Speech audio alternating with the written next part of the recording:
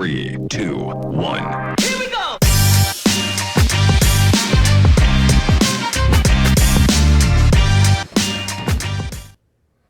Hey, it's Mark. Welcome to our new set in the studio life. We are hanging out here in Manhattan Beach, California, and we are thrilled. We have our own actual desk now. We've got our own background. We are so excited for all the stuff that we have to offer going forward, and this is emblematic of what it means to be in the studio life, is to go from 0 to 60 and then remember that you missed all these steps and go back to like 1 and then kind of work your way forward. And we're going to walk through this desk and the build that we did. We worked with a scenic company in order to try to build out something that was truly professional, something we're really genuinely excited with. And as a result, we have something to talk about. In the meantime, we've reconfigured the way we're running audio and camera and picture here in the room because, once again, when you have a new set, you need to take into consideration all kinds of other things. So we are so excited for this next edition, this next version, this next life of the studio life. So thank you for hanging with us. Today, I'm with my friend Golan. Golan is somebody who identifies talent, identifies projects all over the world, and he and I have met because of a particular project which we might or might not talk about. It's going to be his call. But in the meantime, I really want to bring him on, my friend Golan. Golan, how are you today, man? I'm good. I'm a little bit under the weather, so I've got a little Dizzy Gillespie voice going on. But besides that, all is well.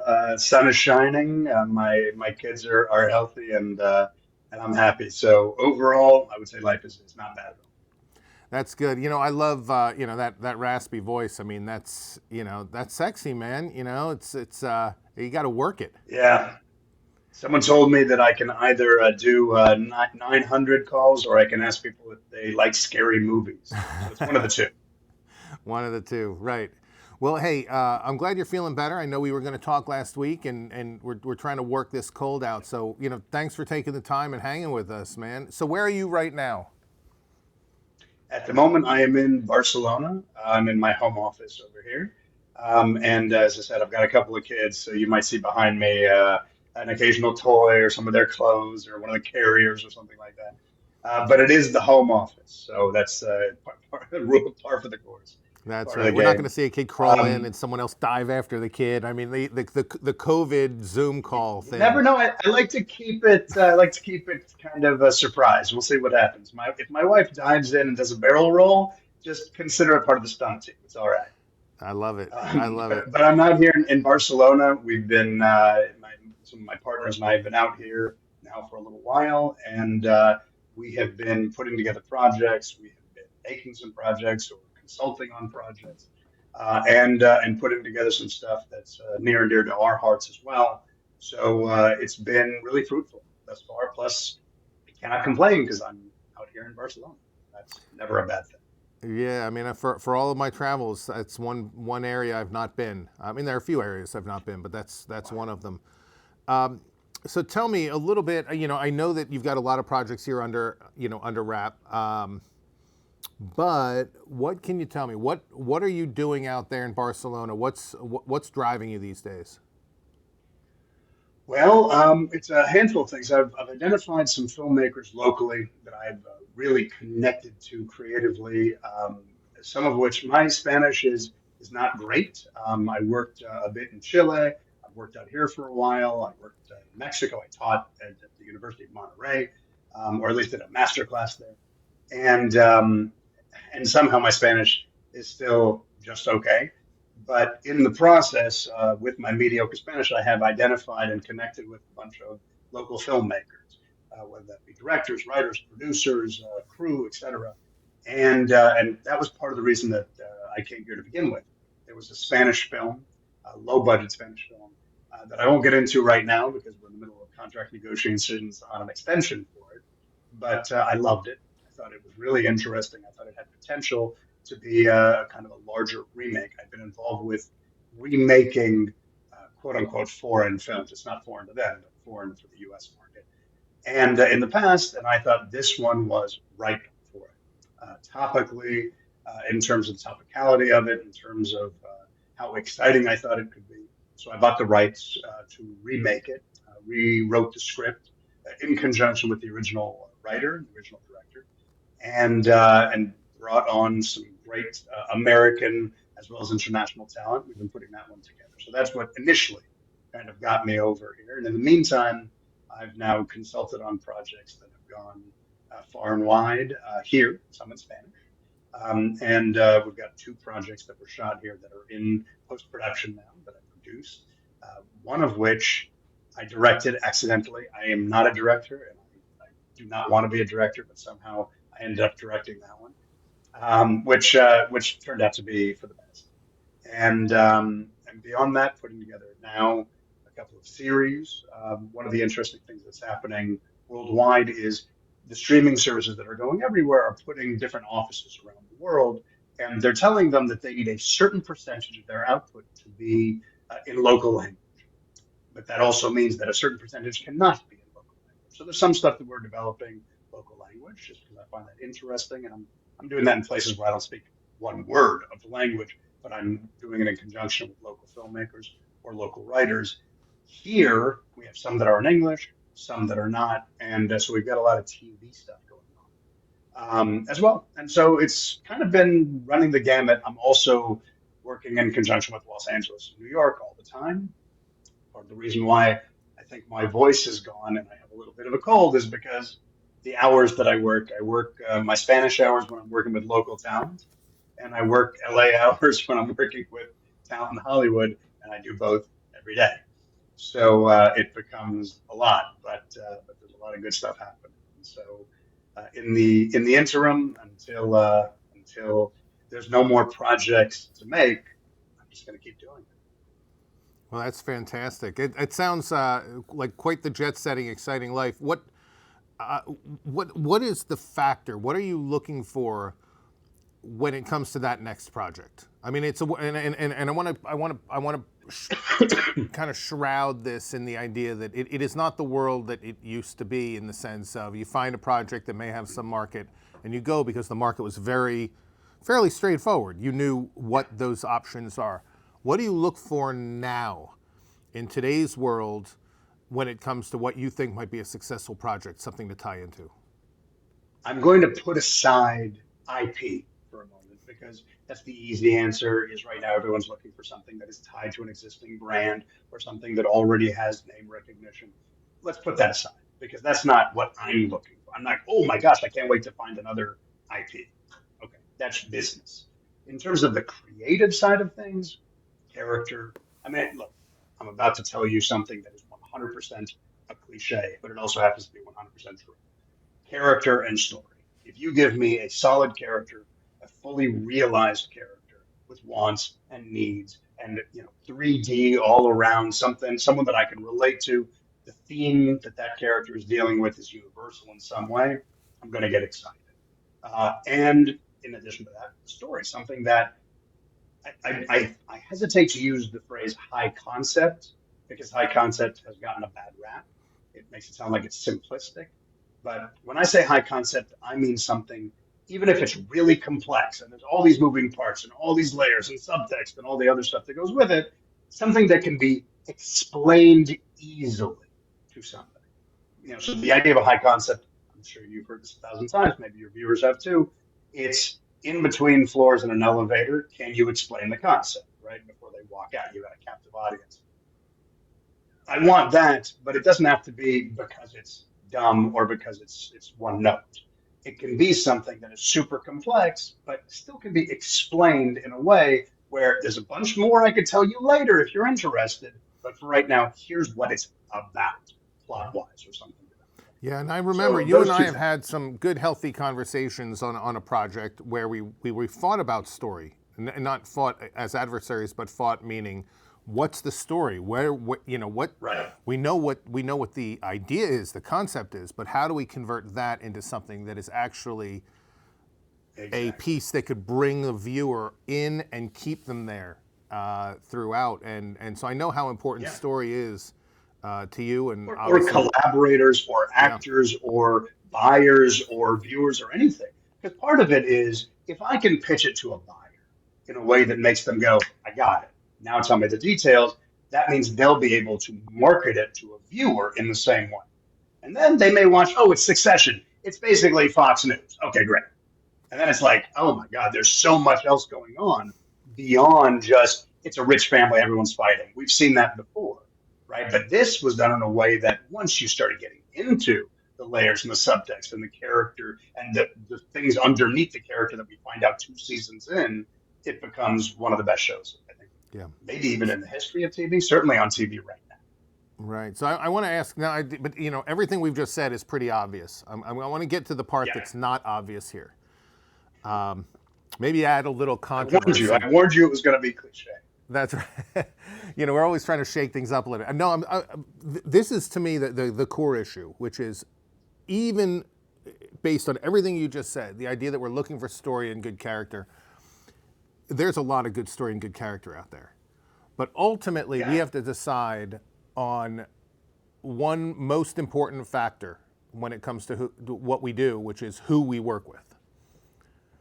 Because the greatest story in the world with the wrong people attached can be a project that's dead in the water. And I want to ask you to expound on this a little bit. When it comes to figuring out what projects you take on, what are the characteristics of the people involved? What are the things that you're thinking about in terms of, is this a person you're willing to work with? Well, I'll give you an example. So there was an incubator that was done not long ago. William Morris Endeavor, Gersh, Keshet, a handful of other kind of larger agencies and production companies were involved, and I was brought in as a mentor. And the idea was there were a bunch of different mentors, some agents, some other producers, etc. And we each were assigned to one person. Most of what was happening there was you got a phone call a week, you got a little bit of information, you did a little extra work, we read it, we gave you notes, etc. I enjoyed working with the person who I was connected to as a mentor so much, and she was so passionate about the subject matter that she was talking about, but also knowledgeable about it. So when I ultimately, I'm going to jump ahead, after the thing was over, I told her, we're not done. This project is too good. You are definitely someone that I want to develop this further with. Let's continue this and see if we can take it somewhere beyond just mentor-mentee relationship. And now I'm attached as an executive producer, and we've taken it to other people, and we've brought on other collaborators, and we're rolling forward with them. Now, that doesn't happen all the time. I've been involved with pitch fests, and I've been a mentor, and I've been mentoring for now forever. I'm a professor. So I've been doing that sort of thing for a very long time, but very rarely do I say, okay, I'm going to keep going with you, as opposed to I've imparted some knowledge and good luck, right? Why did it happen? What I call her is my qualified expert, okay, number one. So this is a concept that I first heard when I was working in the reality world, in the unscripted world, which is if you're going to do a show about building a house, you need someone who's a carpenter who can say, I am an authority to the viewer, to the buyer, etc., that says, we know what we're talking about here. Okay? Someone that actually has knowledge of the subject matter and is passionate about it. So I have taken that, not just me, I'm sure other people as well, and have applied it in every arena you can imagine. So in this case, that particular was a film, now it's a series, was about the women pirates that were on the Caribbean at the time. And this woman has dedicated, as she says in her pitch, I have 2 children. My little girl who's sleeping in the other room right now, and this project, because that's how long she has been studying, immersing herself in it nonstop. Her email signature has that some pirate comment on it. When she sends me text, there's always a skull and crossbones or an eye. It's just part of her DNA at this point. And I was so moved, not just by the story and the characters and all the things we said that were the kind of obvious cliches, and also the topicality of it, another cliche, etc. But I was also moved by how much she cared about these characters, how real they were to her, how this wasn't just an idea that she thought was sellable. This was something she cared about and wanted this story to be told because she thinks the story deserves to be told, and she thinks the world can be better if this story gets out. And so I was moved by her. That sort of collaboration has yielded great results. Now, of course, there's never any guarantee of anything in this business, but when you have someone who cares that much and isn't kind of crassly saying, I think I have something that I know this network is looking for, so I created this thing in order to plug that hole, you're not going to get the same kind of reaction. You're not going to get the same passion. Right. That's something that I for want to me talk was about, a big difference. Oh, I'm sorry, Golan. Go ahead. No, that's it. Oh, so I wanted to ask about the opposite, though. Passion is not in short supply in this business.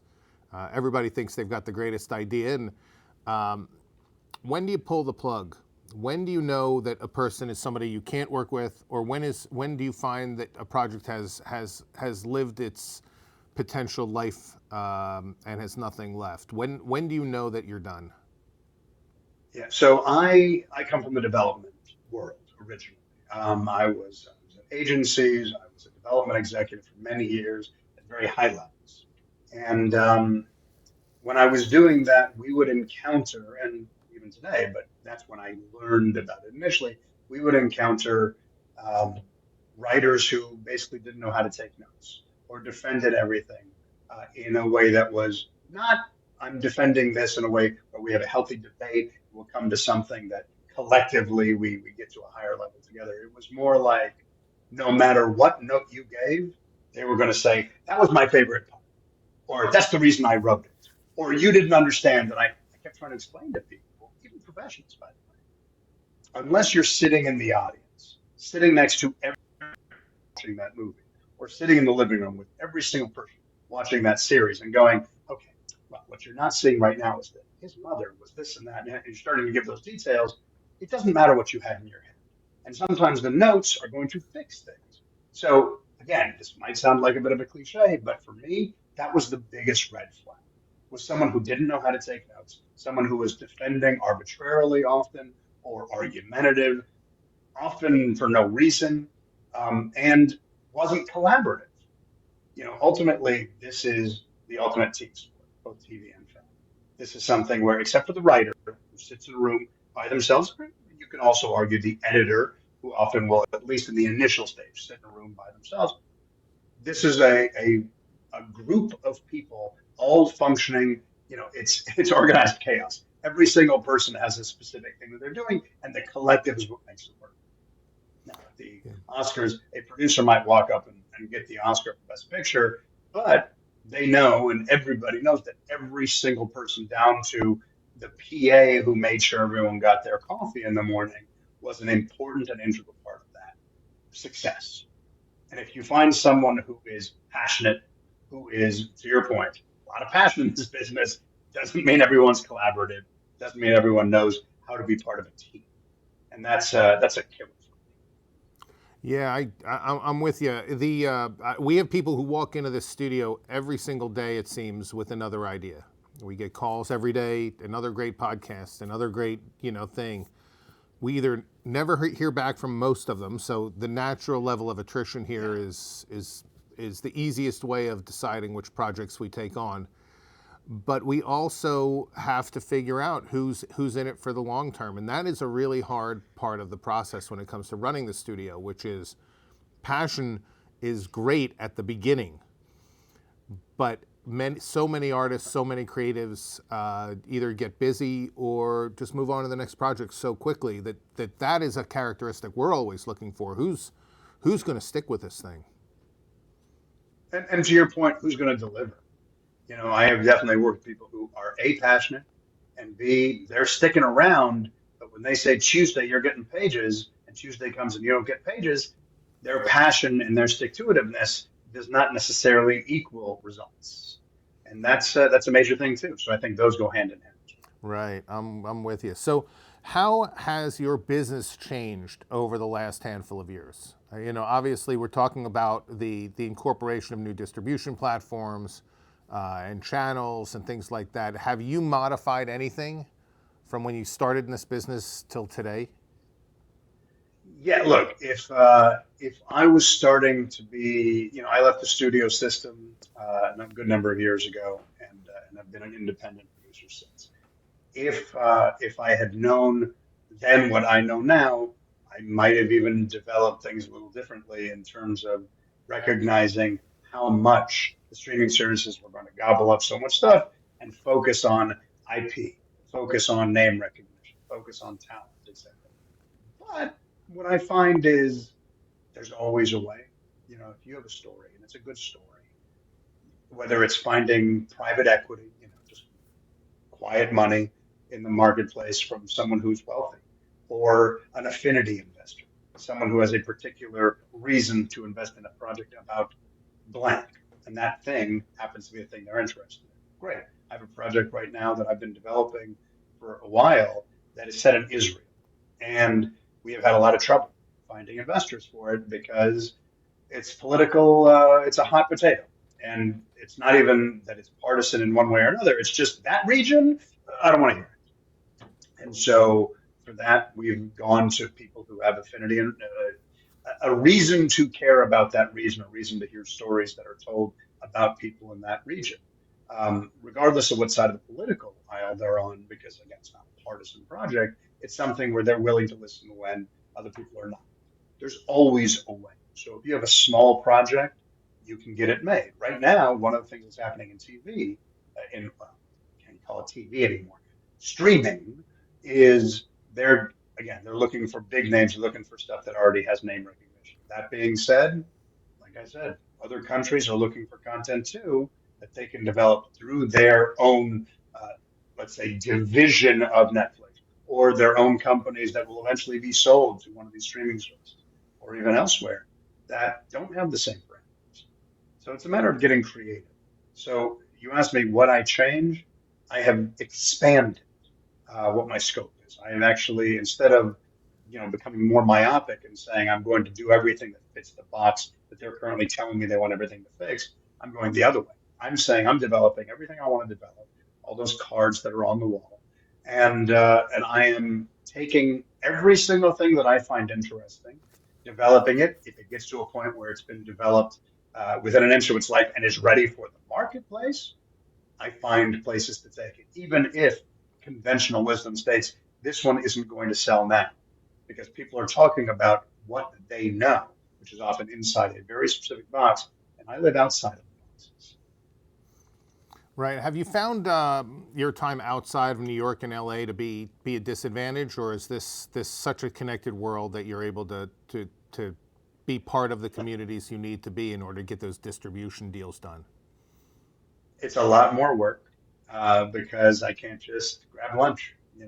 I used to teach a class in networking, and it was the easiest thing in the world when I was living in LA because it meant breakfast before work. I would grab something. I'd have a coffee during the day with someone. I would have lunch with someone. After work, I would have coffee or drinks. I would have dinner, and then I would go to a party. It was constant networking, whether I liked it or not. And every time I went anywhere, screening, a party, anything, it was always industry related because that's the world I was in. Even when if I went to the Soho House or something like that, again, it's all just filled with industry people because it's Los Angeles. So it was very easy. Now I have to chase. I have to make appointments. I have to carve out a time, find a time that they're available to do something. And I'm still talking to people, but it's not as prolific as it was, which means that sometimes, as an example, I wrote a message to someone, a friend of mine, president of a big production company, who I've known for probably 2 decades at this point. And I realized that when I was writing to him, I hadn't written to him in months. And so it's one of those things where now it's not as easy as, hey, bud, what's up? It's like, hey, it's been a while. I'm not just writing you because I have something to say, but I also kind of am. Luckily, you've known me long enough, so I get a pass. And we got to do the catch-up thing. So there's a lot more work to be done on that front. But if you're willing to do the work, I have an advantage. And my advantage is I was in Los Angeles for a very long time. I worked at CAA. I worked at Marvel. I made big movies. I made big television shows. I already have my content. I built my Rolodex before I left. And so when I landed in New York, I went to New York not to move there. I went to New York because I was shooting a movie that I had written and was co-producing. And on day 2 of production, I met this beautiful woman, or re-met because we had gone to college together and hadn't spoken in 13 years. And now we have 2 kids together. So I didn't leave New York. I quit my job over the phone. I moved to New York and was like, I guess I'm an independent producer. I got a teaching job and because I'd already been a professor since about 96, and just made ends meet until I could figure out, okay, what do I need to do to stay here? I guess I'll write movies set in New York and I'll sell those. And as long as those sell and I'm on set, I have an excuse to stay here until she finally agrees to marry. So I did that. And then eventually it was, let's go to Bulgaria. There's a studio there. I can do on-set rewriting. I can write scripts for the company. And then eventually it was all the other places that we've been, and we've been all over the world at this point, whether it's me teaching, whether it's me mentoring, whether it's me producing, whether it's me writing. It was always something. But I always had this cushion to fall back on, which was this pretty massive Rolodex that I had developed over the time that I'd lived in Los Angeles. I say this not as a brag, but I'm known for my contacts. I'm known for knowing everybody, or at least at the time I left Los Angeles. So now, every once in a while, I hit up someone, and it's been even years, but they still already knew me. So I'm never cold calling, or almost never cold calling. That's where I am lucky.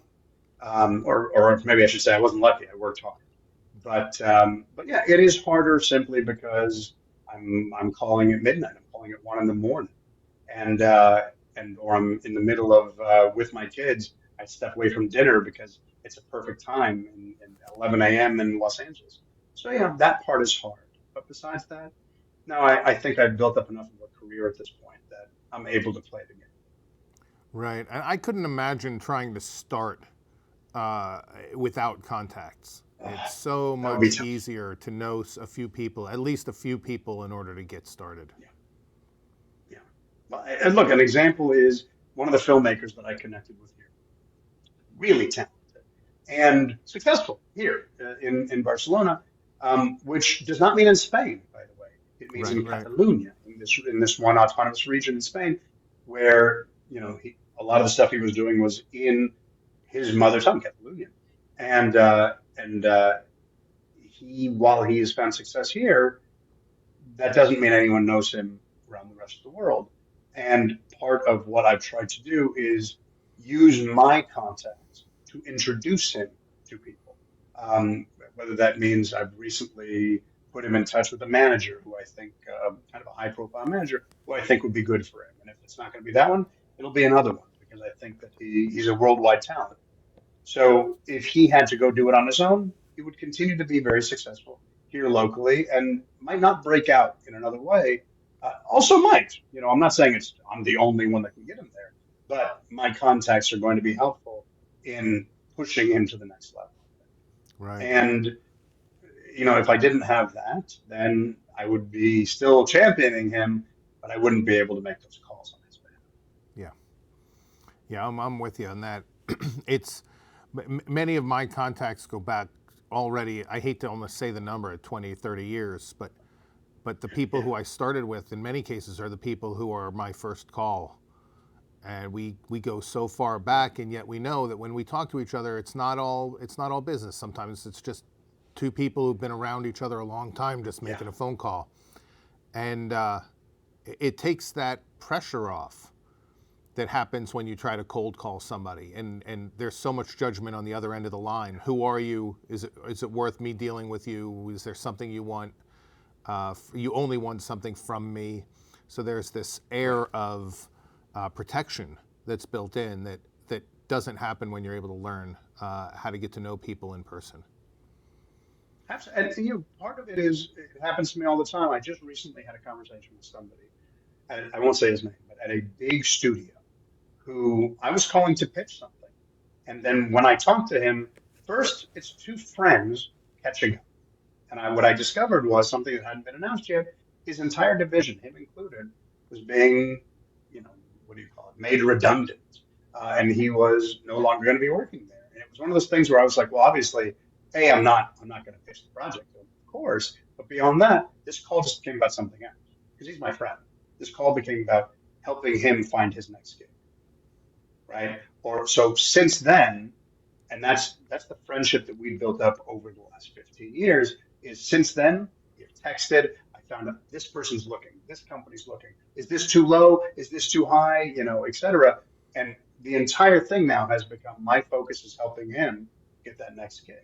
And on the flip side of that, I talked to someone who, when I was an agent's assistant, my first job in Hollywood was an Abrams artist, now called A3, as an assistant to an agent a zillion years ago. Harry Abrams, who no longer is there, was sitting, to my right, and this young executive called me and said, I'm trying to help this actress out. I know you're an assistant. Can you maybe pocket her? Early relationship building sort of thing. And I said, let me see what I can do. I found that I could, and I thought there was talent there, so I helped it. He ended up marrying her years later, and he credits the fact that he was able to get her hip pocketed with the part of him looking good and him actually delivering on what he said he could do. And now he's the president of a big company. I talked to him the other day, pitched this project I was just talking to you about, actually, this female power project. And, that's a call that I couldn't have made if I hadn't known him now for over 2 decades.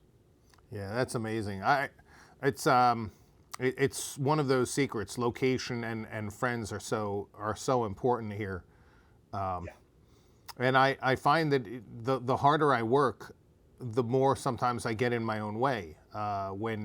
When I'm worried about producing projects or getting something out, you're actually not meeting people. You're not out there in the world building relationships, because those relationships are so vitally important to the success of everything that we do.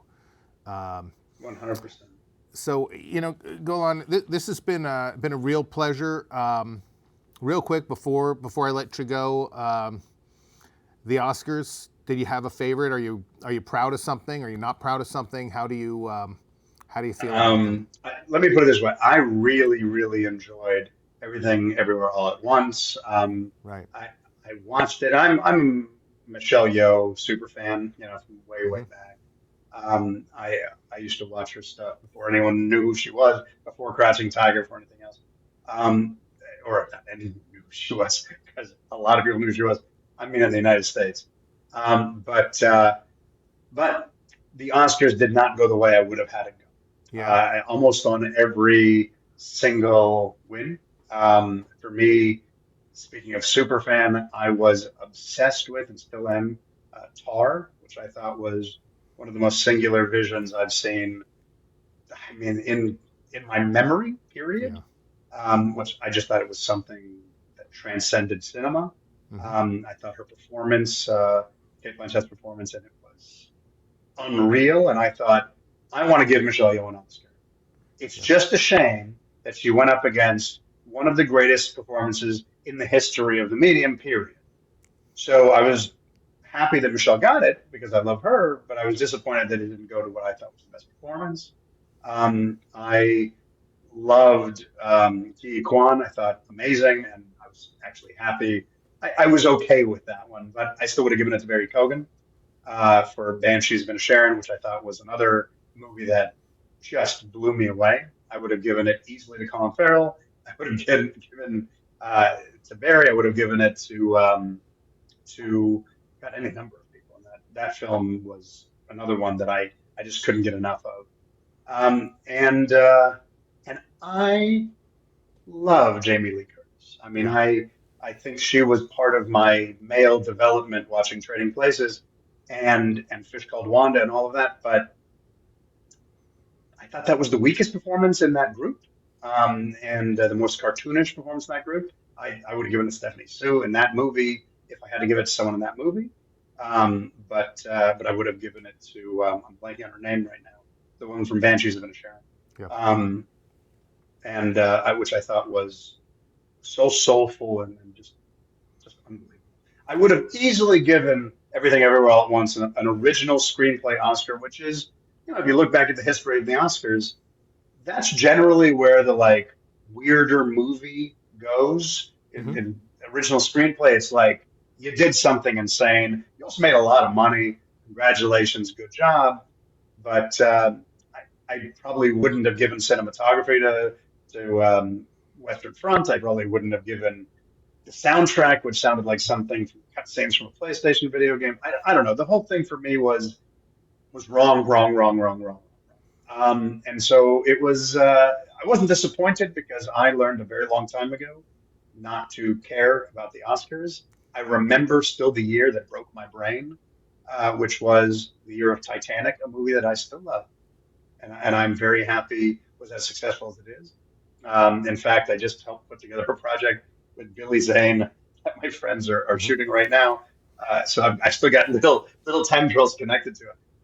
But that's the year that LA Confidential came out, and I don't know what else to say. LA Confidential is one of the greatest movies of all time, and it's in the year that Helen Hunt, who is a wonderful sitcom star, and I loved her in Mad About You, but for her to be Kate Winslet, and I think it was Judi Dench and Helen Mirren. I don't remember who it was. It was like, I remember writing at the time, it's like four of the greatest actresses of our generation and a sitcom star, and sitcom star one, what's happening here? Strange, Jack Nicholson, who is my spirit animal, beating Robert Duvall in The Apostle, or even Matt Damon, Good Will Hunting. I think it was that year. It was just strange. Everything was wrong with that year, and I remember going, "Oh, this is about money and popularity."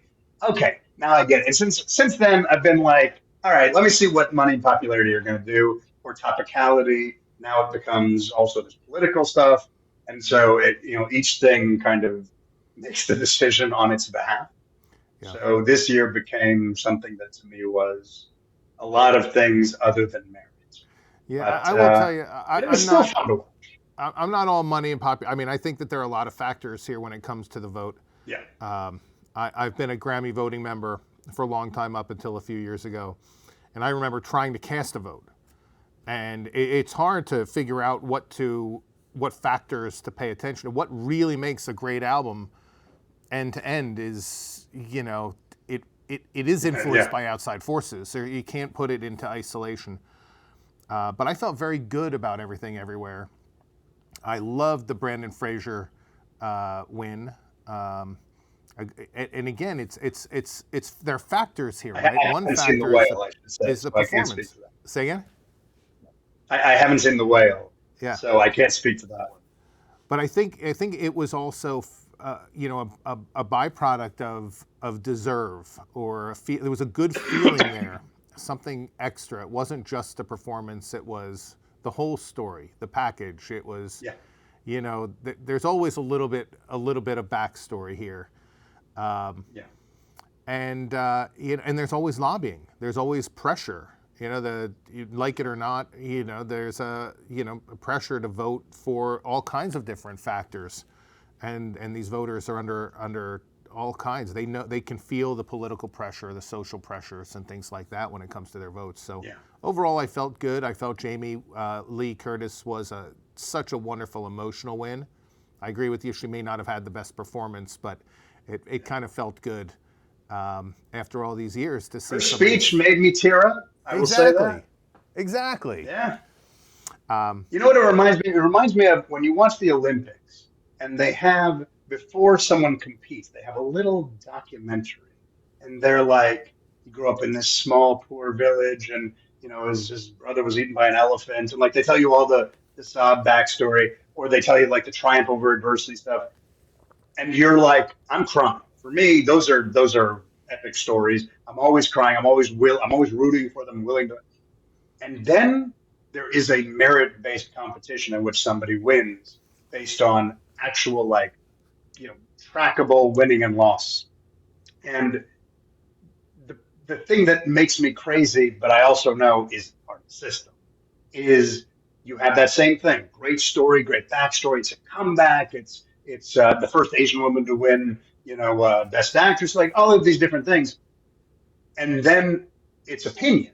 And I understand that that's what this is. It's art. Art is always based on opinion. And so that's exactly how voting occurs, is ultimately an opinion. And it can be 1,000 other factors. There isn't you got 4 points, you got 3, so you won, period.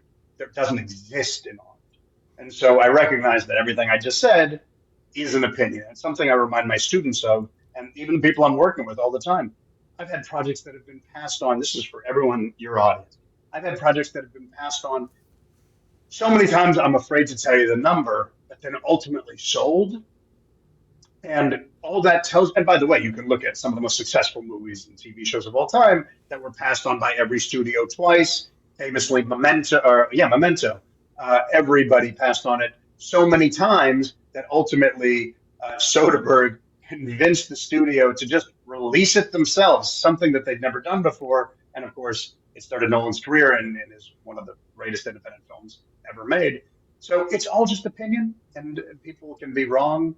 And there is no right and wrong in opinion, even though I think people can be right and wrong. But ultimately, don't get discouraged is my point, because one guy is going to say, "God, I would have given it to Kate Blanchett," but obviously enough people disagreed with me that somebody else got the award. Mm-hmm. And ultimately, you're waiting for the one person who thinks yours is a yes, and so don't worry about all the no's. That's right. I agree, and I happen to think that it's there's an objective component to art. There's such a thing as the really bad stuff that we can sometimes do away with, although occasionally we're wrong on that too. But once it meets the threshold, yes, it's completely artistic, and then there are pluralities. There are vote splitting. You can only in some categories where people are voting. You can have two great projects take the primary votes away from the third project, or open the door for a third project. So, but I'll tell you, the year that broke me was the way they're doing the balloting. Yeah, I mean, they do some fixing. I know what they're doing in order to try to fix that on the Grammy side more than I know about the Oscar side. But I will tell you, it was fun. It was a fun year to watch, and also because of the fallout from Will Smith, just to see how they handled that, I thought was entertaining. Yeah, that was interesting. And I'm friendly. Will was a client when I was at CAA, and I'm friendly with people on his staff now. And I think everyone was surprised by what had happened. Obviously, I knew him on a personal level to be such a wonderful human being that for me it was, I think, maybe even more shocking than the public persona alone. But it kind of goes to tell you everyone can have a really bad day, and sometimes it happens in front of 100 million people, and then, oops, that's a problem. But yeah, I was curious how they were going to handle that fallout. I think, look, it was a little. This is not I don't want to say this as an insult. It was a little boring, the Oscars this year, because there weren't as many surprises. There weren't as many, shock moments. But that was deliberate. They were like, "We're a safe place. Come back, enjoy yourself." Because they could have gone the other way. They could have gone Golden Globe style and been like, everyone's going to get drunk and we'll see what happens, like Ricky Gervais always talked about, or, when Jack Nicholson's going to get up and he's clearly blitzed, or Jim Carrey's going to talk out of his butt or something like that. Oscars still is, the elder statesman in the room, and this year was a good reassuring year of, we're still, you can still count on us. We're still here to entertain, not just to shock. Well, there you go. So this is now our post-Oscar wrap-up here on the Studio Life. So go on. Listen, it was great to talk to you. I've got projects to pitch to you, so you're going to get a call from me, my friend. I'm looking forward to it. Yeah, listen, it's great. I thank you for hanging with us tonight here from Spain. I really appreciate you taking some time with us. Absolutely, I appreciate you taking the time to talk to me, and it was a real pleasure. All right, my friend. I'll talk to you soon. We're gonna head back here on the Studio Life. I'm just gonna wrap this up. Go on, stick around here for a minute if you can. So this is another edition here of the Studio Life, and it's obviously a pleasure. Listen, Golan's amazing. Thrilled to have my friend join, and there's so much knowledge to convey, and I think there are a lot of great lessons here. We got a lot of stuff coming up. Please don't forget to subscribe and like. We're going to talk to you about how we built our studio, and obviously we're going to get into a lot more parts of the business. But we're really proud of this room, man. I'm telling you, I wish we had another camera, but sometimes you only have one camera here in the studio working. But we will show it to you down the road.